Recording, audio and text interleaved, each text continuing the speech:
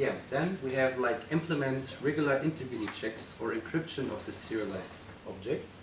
For example, per checksum or digital signatures for your objects.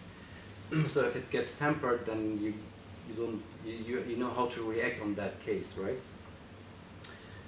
Enforce strict type constraints during deserialization, which means like if you expect a number in your application code, then check indeed that it's really like a number before usage. Run deserialization code with limited access permissions. That's basically to minimize the impact, right?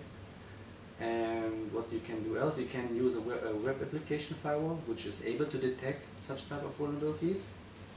And you can lock deserialization exceptions and failures, because then you can see or detect malicious attempts as important for intrusion detection systems and so on. So, how to protect systems in general? This is also just a few ones. There are, yeah. One question to the slide before. Yeah. So I would also like to understand, so why should you use it if you send something over the net? So in my last company we had a policy not to use it if you do like communication with another system, that you only use it like inside a system. Because you also get very tight, from an architectural perspective, you have very tight coupling. Yeah. Because you need to use the exact same version, sure. class, so this is a good example of you can avoid it, right? That will be, even if you can avoid it, that will be maybe the best case, right? Not every company can do that. Then you need to react how you need some, because not every company can avoid it, but it would be good in terms of architecture design or secure design and applications and APIs and so on, right? And minimizing the attack surface. Exactly. But this is just to name that in that case that if you can't avoid it, then you need to do it professionally. So, but good point, yeah. And there are some Java agents. Yeah, it's type of mostly agents, I think. Yeah. The first two, so one is called not so serial, and the other one is a serial killer. They're similar in their approach. They're like Java agents deployed, which are kind of a deserialization firewall, okay? Because they can control which classes are allowed for deserialization in your application code. When this topic got a boost back in 2015, and the open source library started to do like a black box or blacklisting approach by blocking vulnerable classes which were vulnerable to deserialization. But this is not sufficient, because just a few days later the researchers just found new classes which are vulnerable. So it's better to have a white listing approach, and that can help you.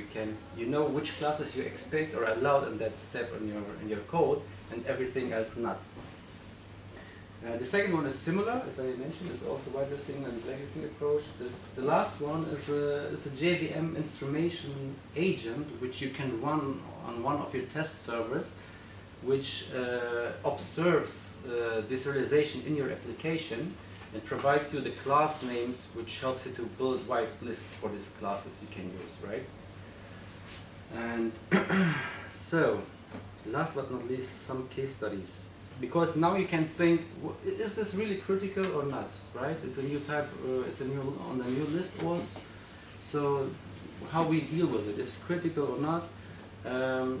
It is still considered to be like hard to exploit. There needs a lot of manual interaction, manual penetration test or research on it. But if you find such a type, it can cause a big harm or lose, right? So paper, for example, in 2016, a security researcher found it was vulnerable to the Java deserialization, which allowed him to execute malicious shell commands and access Paper's production database. He found a service or an application. It was not Paper's core application, but one service. He proxied the traffic and saw there was a post form parameter called old form data, which was a serialized Java object without any signature. Today we focused mostly on PHP, but in Java world you will not see like human readable serialized objects. Mostly they are base 64 encoded, and then you can search for certain patterns. But I have some references so you can study on your own later because we can't cover everything today. But he found a serialized Java object, and then he was able to control, so he deserialized it, and he put evil payload inside, like in the PHP example I showed.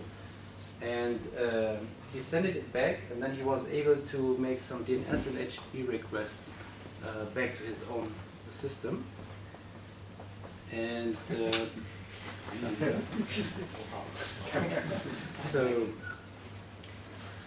Equifax, maybe you heard about it, right? It's one of the major data breaches. It was in 2017, which had a data breach for more or around about 140 million consumer data.